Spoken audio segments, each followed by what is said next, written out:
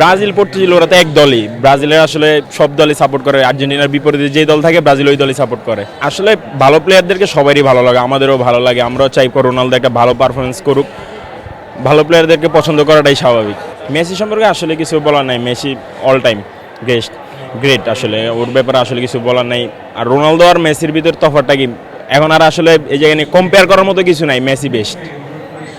FIFA আসলে এরকম পাতানো কোনো কিছুই নেই, এটা তার নর্মাল কোনো খেলা না, আন্তর্জাতিকভাবে পরিচালিত হয়, এরকম কিছু না। আর্জেন্টিনা নিজে পারফরমেন্স করে জিতছে বিশ্বকাপ, আপনারা ফাইনাল দেখলে আসলে বুঝবেন কি কিরকম ফাইনাল হয়েছে, এরকম ফাইনাল আমরা আর দেখিনি।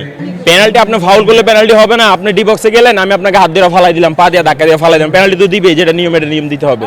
স্মাইল বেবি ডাইপার এর সুপার অ্যাবজর্পশন টেকনোলজি এখন দেয় 30% বেশি শোষণ ক্ষমতা। এক ইন্টেনশনালি করা একটা বিষয়, আর একটা আনইনটেনশনাল করা, ও তো ইচ্ছা করে করে না। মেসির ব্যাপারে কোনো ছাড় দেওয়ার কিছু নেই, এখানে হয়তো একটা ইয়েলো কার্ড পেতে পারতো, ডিরেক্ট রেড কার্ড হয় না। বিশ্বকাপে দৌড়ে সবার থেকে এগিয়ে আছে ফ্রান্স, সব দল থেকে এগিয়ে আছে ফ্রান্স।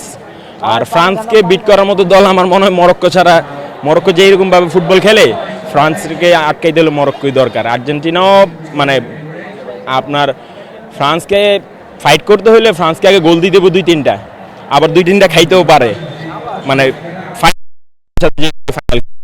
আসলে ভাই এটা যার যার ব্যক্তিগত ব্যাপার।